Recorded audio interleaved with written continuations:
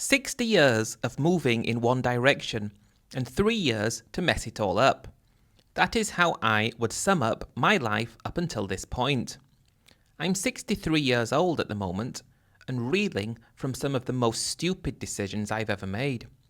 I know now that everything I did was wrong, but at the time I believed what I was doing was the right thing. I bet some guys are going to call me a simp. I didn't like that word, but if you feel like that's what I am, go right ahead. Unfortunately, I wasn't aware that there were so many online resources that could let people know what they were getting themselves into by going to Thailand. I was 60 years old at the time, and I tried my level best to stay away from computers and smartphones. I was just an old school analog guy. Thailand, to me, were conversations you had with friends who had spoken to their other friends who told them about that one time in Thailand.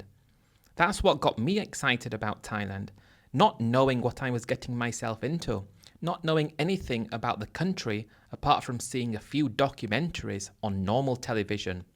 Maybe seeing a few pictures in the guidebooks. That was all I'd seen of Thailand. Nothing to do with the social media malarkey that I have recently discovered. So I think that my idea of Thailand was based on a nostalgic worldview of what Thailand was like possibly 30 years ago. That was the first thing I did wrong. But what I did know was that Thailand was a place that people went to retire. In my social group, I knew 2 guys who had left and moved to Thailand. Both of them got married to these amazing girls that at home would have been out of their league, and they were both living the good life in Thailand. I was never able to have a serious relationship at home. It's not that I didn't want one, it's just that I wasn't able to make it happen. I tried dating all throughout my 20s and 30s, but it never led to anything serious. I don't know if it was because I was too picky or I was looking for something that may have been unrealistic, but I just gave up in my mid to late 30s, as it was going to be something that wasn't going to happen. I think because of that, I had built Thailand up throughout the years, about hearing jokes on the television about what Thailand was known for, and the years of talking about those stories that you heard about friends of friends.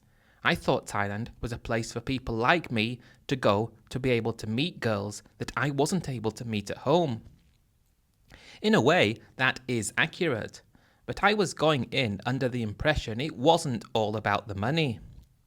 The fact that it was money-based kind of defeated the whole point, but I didn't know that at the time.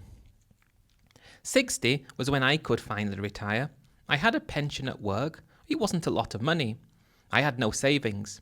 I never bought a house and I rented all my life, which I suppose was a big mistake. All the money I had spent, and I didn't spend a lot of money, because I didn't make a lot, but my private pension at 60 gave me an income of £1,300 every month.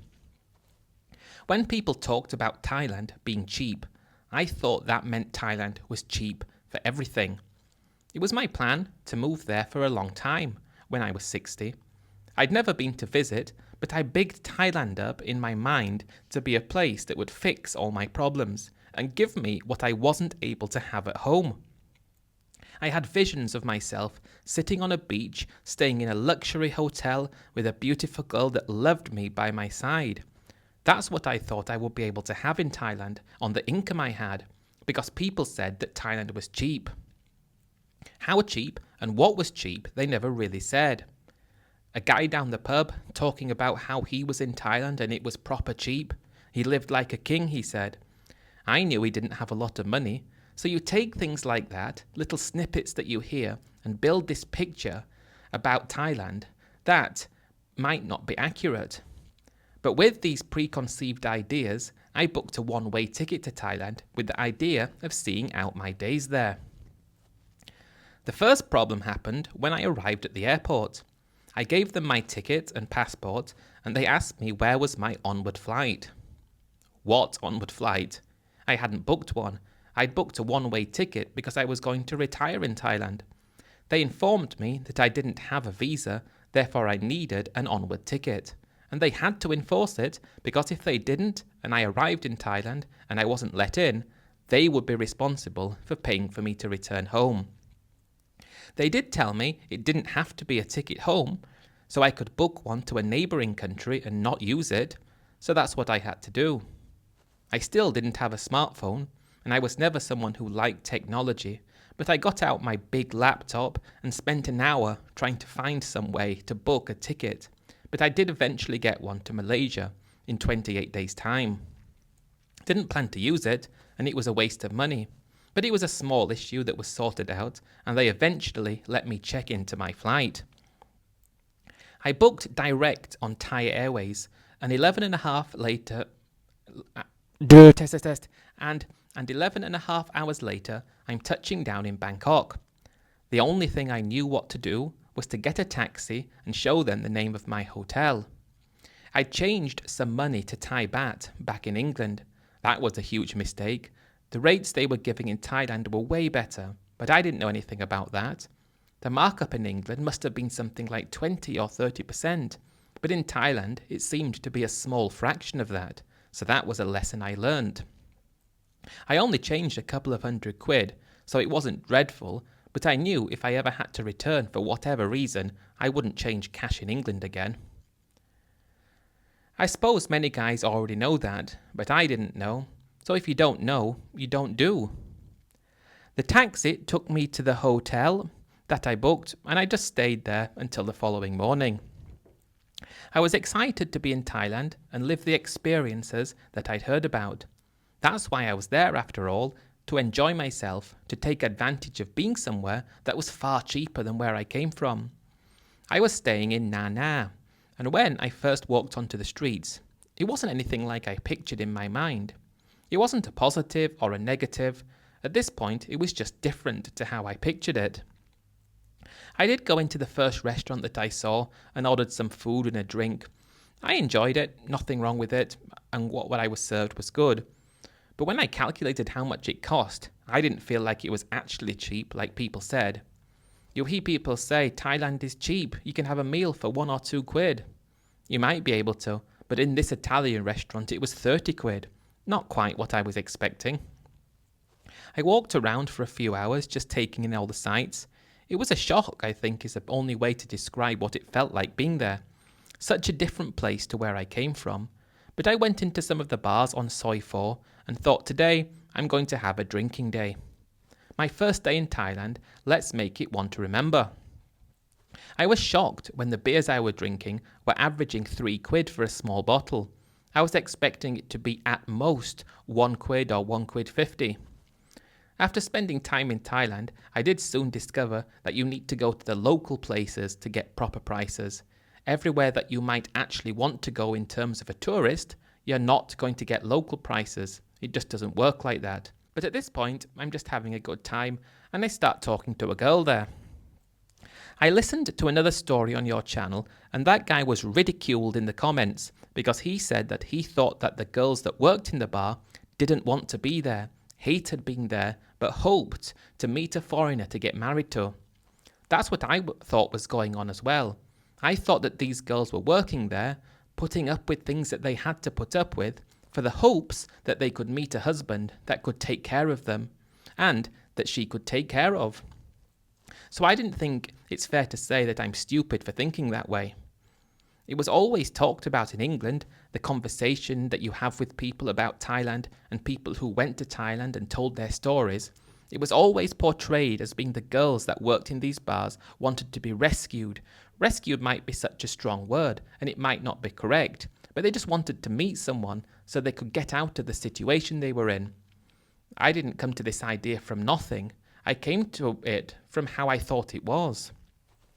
But the girl I was talking to, although great, was 24, and I thought that that was too young.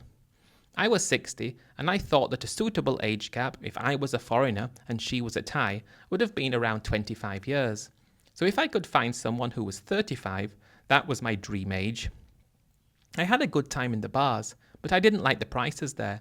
It felt too expensive for where we were in the world, but I just thought maybe this is the price you have to pay in order to be able to be in the company of girls who are looking for marriage.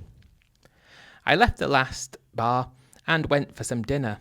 Again, I felt the prices were quite a lot more than I was expecting them to be, and I must repeat that I had learned that you can eat affordable in Thailand, but it's going to be Thai food in a Thai location without the entertainment around you that we had. So it swings and roundabouts, really. You want to come to Thailand and live the Thailand life? As a tourist, it's no cheaper than what I used to spend when I went to Spain. It's actually probably more expensive in Thailand if you factor in the flights. But if you want to go and live like a Thai, I found out that it can be cheap, but it's no fun. I booked into my hotel for a week and I just wanted to get to know my way around this part of the city because it is where I expected to be living. I didn't even go on the Skytrain anywhere. I just stayed around Nana. But I was enjoying myself, but spending more money than I wanted to. I thought with my £1,300 I would be able to be out every day and night of the week until I met someone. But if I'm being perfectly honest, £1,300 would have been enough for 1 week living it up around that part of Bangkok, not 1 month. I knew that if I wanted to stay in Thailand and live here, I'd have to do something very different. I was lucky to meet an expat after I'd been in Thailand for a week who had been living there a long time, and he was able to tell me so much information that nobody back home used to talk about. No one talked about which parts of Bangkok were cheaper, where to go to get more affordable things. No one talked about that. It was all about the girls and how they were looking for people just like me. But after I spoke to that expat, it gave me confidence to get on the Skytrain and go a little bit further out to see what things were like. He told me he lived in Ekamai, and he said a few stations further than that it would be cheaper. He said On Nut would be a good place to start, so that's where I went first. Immediately, it felt different than Nana. I don't know if I liked it more or not. I suppose I liked everything about it, but there weren't any of the bars that I wanted there to be there. That was one of the things I found out after a few years in Thailand. I wanted the local Thai feel. I wanted everything to be Thai. I didn't want to see any other foreigners anywhere, but I wanted a few bars that they had in the tourist areas to be in this place, and the ability to get the food that I liked in this place. But I wanted everything. I wanted a local Thailand feel, but with the Western delicacies that I liked, and bars, and therefore bar girls. But that was not possible. But I did go to a small Thai restaurant in On Nut, and when I got the bill, it was cheap.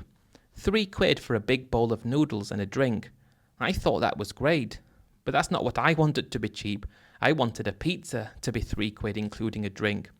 But I did get used to that very quickly, and I started to eat like a local 6 days a week, because that's all I could afford on the budget I had. It was in On Nut that I rented a condo, a studio unit in an older building, and it was 6,000 baht a month. I knew I needed to get a visa, and I wanted to do the retirement visa, but for that I would have needed to have had money in the bank, which I didn't have. But after doing a bit of research, there was a company in Pattaya that could help you get the visa you needed for 20,000 baht. So I used them and got my retirement visa. After living in Bangkok for 2 months, I was already quite bored of it. I had been down to Pattaya when I did my retirement visa, but I didn't like it there. I liked the bars, but I wanted it to be quieter and more peaceful, but that just didn't exist. I wanted to go somewhere else, but I hadn't found anyone yet. I was desperately looking for a partner, but it was expensive going to the bars, so I could only go twice a week. And then I couldn't have many drinks because I had to stay in budget. I was lucky to go only a few weeks later. I met a girl then. That was in a bar in Sukhumvit. Before I get into that, I'm not going to be telling you whereabouts this was, because I'm going to admit it. She's actually back there working now, and I don't want to say where it is just because. But when I met her, I wasn't even planning on going into her bar. She was sat outside with a few other girls on the street, and I saw her from the other side of the street, and I crossed the road to talk to her. I hadn't yet learned 1 word of Thai, so I was hoping that her English was reasonable. I'd spoken to some girls who couldn't even have basic conversations with me, and I wanted her English to be at least acceptable. When I got to the bar, I looked at her and went inside, and she followed me and I ordered a drink and one for her. I spent the rest of the day in that bar, and we probably had 5 or 6 drinks each. I told her everything about what I was doing, what I was hoping to find. I'm new in Thailand and I'm looking for a wife. I wanted to know what she was looking for, what was she looking for in a partner, and other information about her.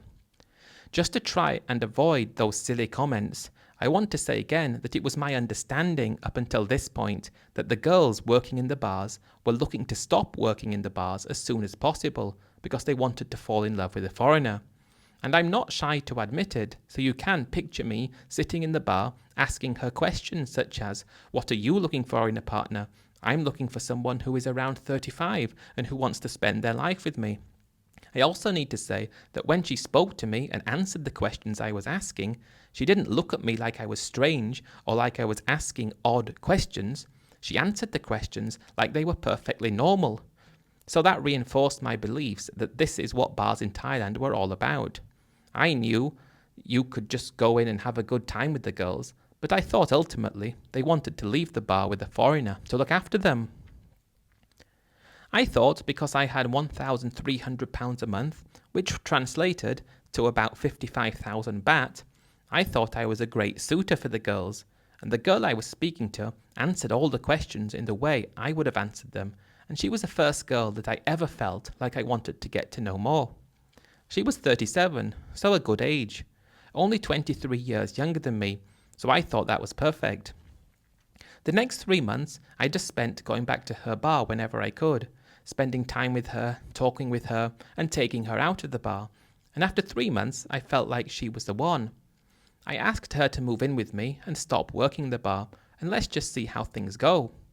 I thought because I had to pay the bar to get her to stop working there, that in a way our future life together would be on my terms, and she would just be happy that she's got someone. Most of the girls don't seem to find anyone, so I thought that she was lucky. 3 months in Thailand, 2 years and 9 months to go. She did have a child from a previous relationship, and listening to other stories, it seems to be quite commonplace. But her child lived with her parents in the village. One of the things she always talked about was that it was her dream to one day move back to her village and build a house and start a business and be a success there. I admired her ambition and her dreams, but I didn't think I was able to give her that. I could give her a life without working, but not much more than that. I think she could see that I loved her, and the first thing we arranged on was that she could have 10,000 baht a month as an allowance to buy her own food and other little bits and pieces that she might need across the course of a month. And for the first 3 months, things go brilliantly. I'm falling more for her, and I felt like the fact that I walked past her bar and she was outside was fate. If she was inside, or if she turned away, or if it was her day off, I wouldn't have seen her, and I wouldn't be in this amazing relationship that I was now in. I felt like I was now ready to get married. I'd always dreamed of getting married, but I wanted it to be someone that I felt was reflective of how I felt inside, and she definitely was reflective of how I felt inside. And we did get married, and that took us up to her village, the village where she dreamed of building a house and starting a business. When we got to the village, it was everything I thought Thailand was going to be in Bangkok. Backwards, quaint, like nowhere else you'd ever been, like no dreams you'd ever had before. And yes, that is how I expected Bangkok to be, with the high-rises and the bars. But it was perfect. I could definitely see why she wanted to move back there, because I could see myself living there. I was from a small town at home, and I struggled with how busy Bangkok was, and then I remembered that I was only in Bangkok because of the bars were there, and that's where the girls were there. So I didn't need to be in Bangkok anymore because I already had a wife. We weren't actually married yet, but this is what I'm thinking, and it was said that I needed to pay sinsot to get married as part of Thai culture. I wasn't sure about this, but I wanted to respect the culture and how things worked in Thailand, and they only wanted 100,000 baht because she had been married before and had a child. I took a cash advance on my credit card to pay for this and thought I could pay back £100 a month out of my income to cover it. It was no big deal, and I wanted my first marriage to start off in the best way possible. The marriage ceremony itself was different. Monks, cheap plastic chairs on a mud floor, people sitting on what looked like tables, but they were half the height of a table, and eating with their legs crossed on the floor. What a different experience this was. But I felt like this was the real Thailand now, and because I had a wife, I was able to spend more time in the real Thailand. The thoughts of going back to Bangkok were not great. I didn't want to be back in Bangkok. We were staying in her family's house when we got married, but it was only small, so we had to stay in a tent outside that I had to buy from the big supermarket in town. It wasn't exactly how I pictured spending my wedding night, but it was fun and a bit different, a story to tell friends that I might make in Thailand in the future. Following day, we registered the marriage legally, and I felt like the dream I had for much of my adult life was finally a reality. Here I was with a girl who I thought was perfect, in the real part of Thailand, with no other foreign people anywhere to be seen. I wanted to stay there. I didn't know how, but I wanted to stay there. She told me that there was a good restaurant not so far away from the house. They sold seafood and other nice dishes, and it was very popular in the local area. We decided to go, and she drove the family's motorbike, and I was on the back, but it was actually 25 minutes on the bike before we got there, and it was a scary ride.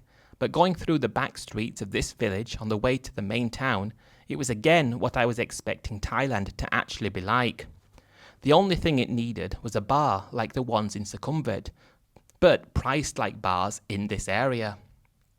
Food was really good at the restaurant, and it was busy, very popular with the locals.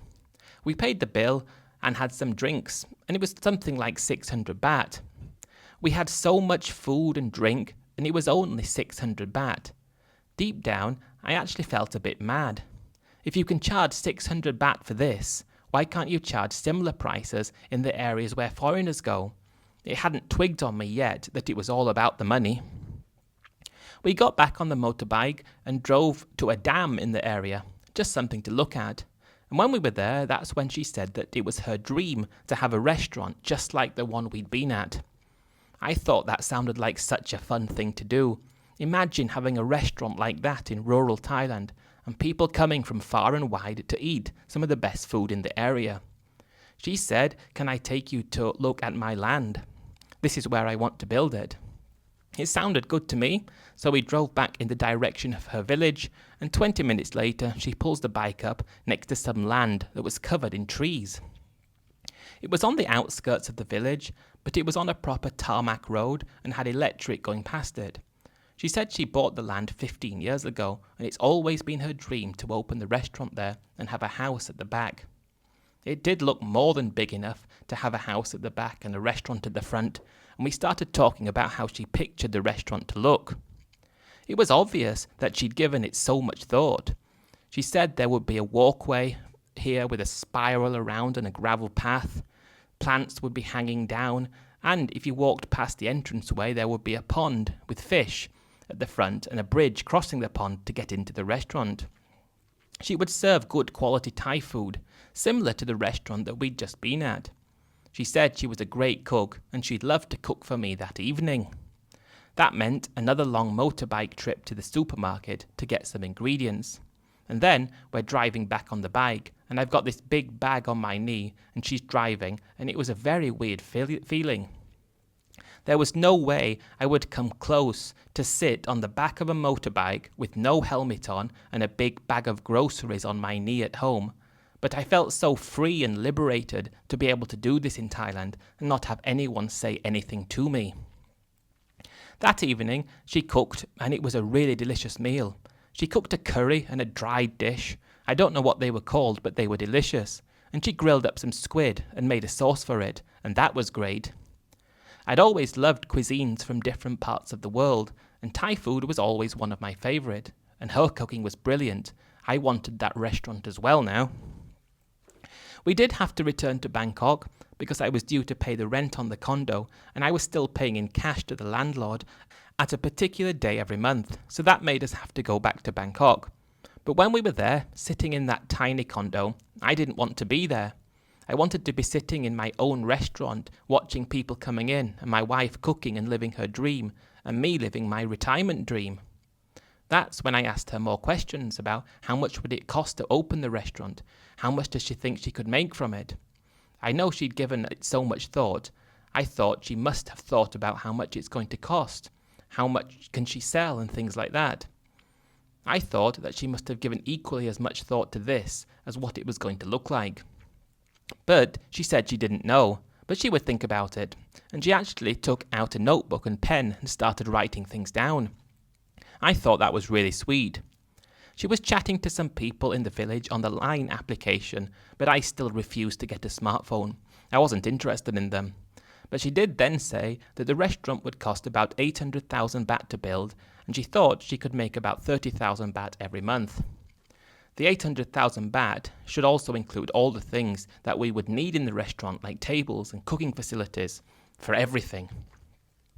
When she said 800,000 baht, although I didn't have the money, I was quite excited because I did have money left on my credit card that I could use if I needed to. My credit limit was £25,000, and although I'd used some of it for the dowry when I got married, I could use the rest and we could get this restaurant opened and have the first profits used to pay back the credit card. And then when it was paid back, we'd have even more income, and then we could use a credit card again to build a house. I told everything to my wife about my financial position and that we needed to borrow the money to do this and we needed to pay it back. And she said she was happy to do everything. She was happy to pay the money back as long as she had the money she needed to live on. And we could use everything else to pay back the credit card. I gave it a lot of thought, but I still wasn't sure. But when she included in the price that we could get a room at the back of the restaurant and turn it into a bedroom and we could live there, I was sold. First thing though, I wanted to go on a small honeymoon with my wife before we started on this business adventure together. We went to Hua Hin and stayed in a beautiful hotel and went out every night for great food and drinks and walks on the beach.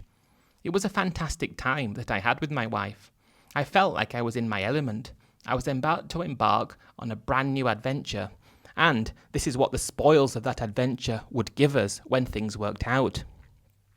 I pictured in the future us being able to travel every few months to different parts of Thailand, have staff working at the restaurant who could cook just as well as my wife, and build it into something that would heighten my stay in Thailand, and also give my wife purpose and the chance to make a good income.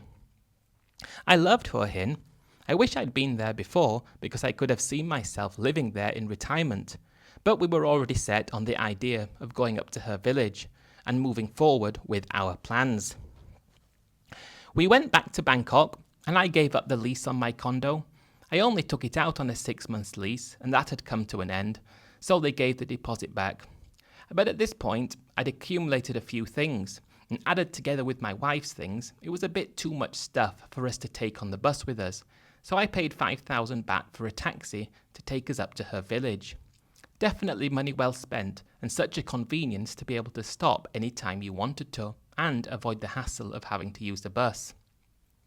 The closest hotel to her village was about an 8-minute drive away, and it was only 400 baht a night, so it was a plan to stay there until we could move into the room at the back of our restaurant. I'd taken all the money off my card, and I was going to be using £500 a month out of my income to pay it back over the first 6 months, and then pay back a lot more after that. The person that my wife had contacted previously to build the restaurant came to us and said what my wife said she knew already. I therefore paid the deposit, and only 6 weeks later, the restaurant was already built. All the trees had been removed from the land, and it was actually a really good plot, and the restaurant looked great. It wasn't a posh kind of place, but it did look like it was inviting and that people would want to sit inside or outside.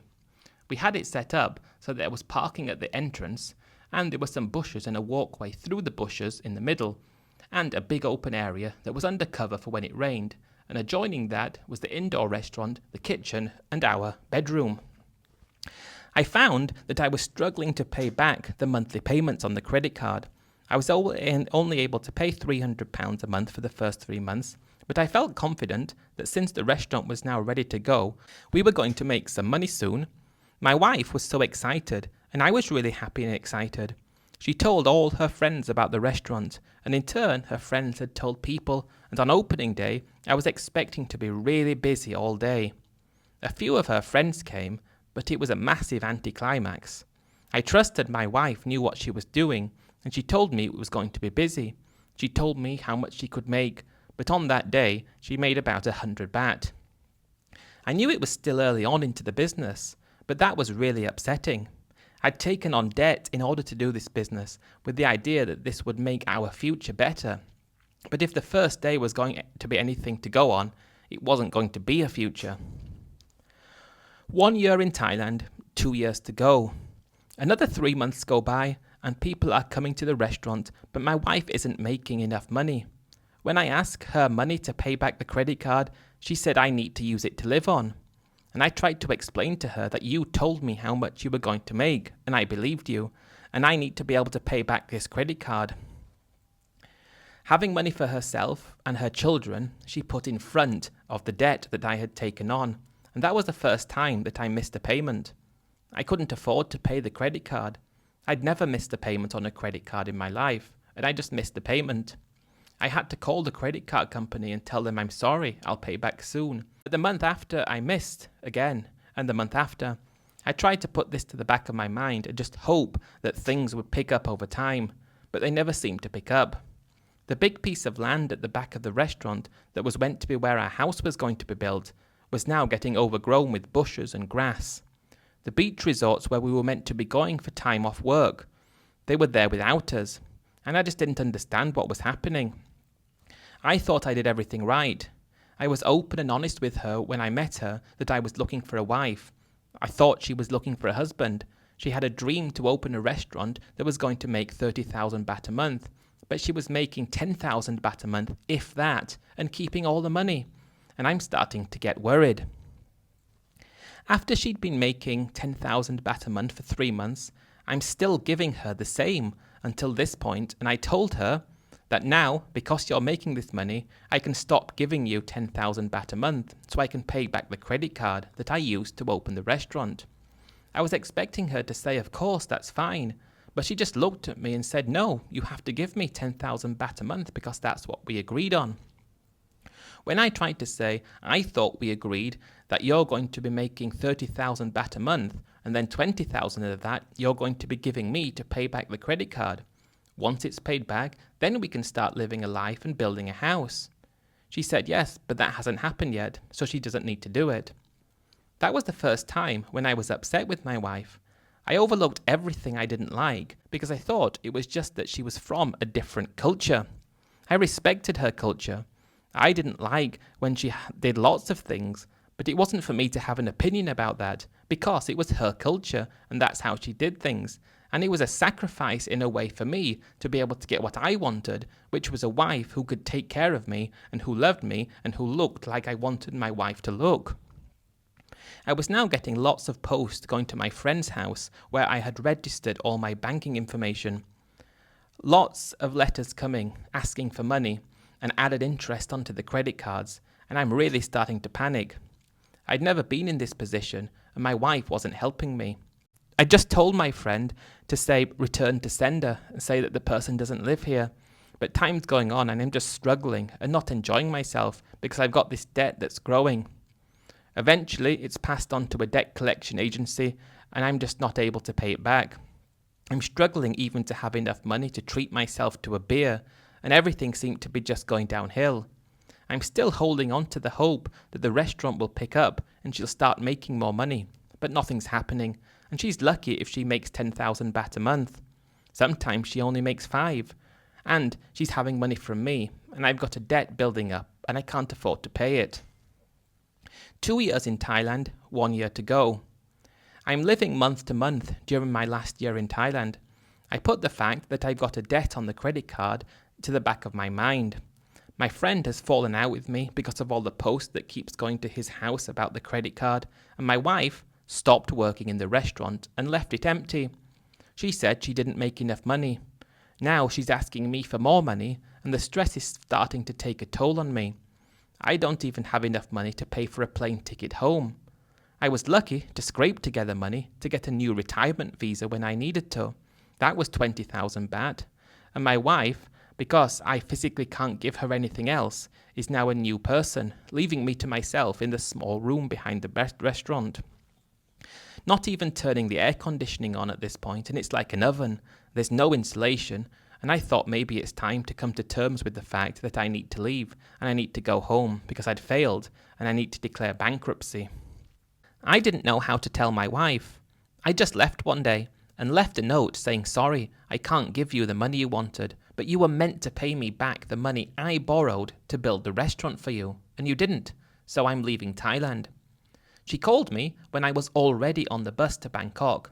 She didn't try to get me to come back. She just said what a bad man I was and that I ruined her life and that she was going to work back in the bar. That was the last that I heard from her. I got back to England and I begged my friend to let me stay at his house, even though all the credit card stuff had happened. I was thankful that he let me, and I declared bankruptcy. And for the last 6 months, I've been living hand to mouth in my friend's caravan that's parked up outside his house. I was lucky that I got to keep my income because that's the only income I had and I needed it to live on, so they couldn't take that away. But it was when I got back home after being in Thailand that I'd started learning more about it. I'd never heard of YouTube before, but I didn't know there was all this stuff available. I didn't know that girls that worked in the bars weren't looking for love. I didn't know building something in her village was a bad idea. Then, I didn't know we wouldn't make any money. I just believed her. We were in her country. Why wouldn't I believe her? I wouldn't tell her something in my country that wasn't true. But I suppose she was playing me, and she didn't get much from me because I didn't have much. But that was the worst 3 years of my life.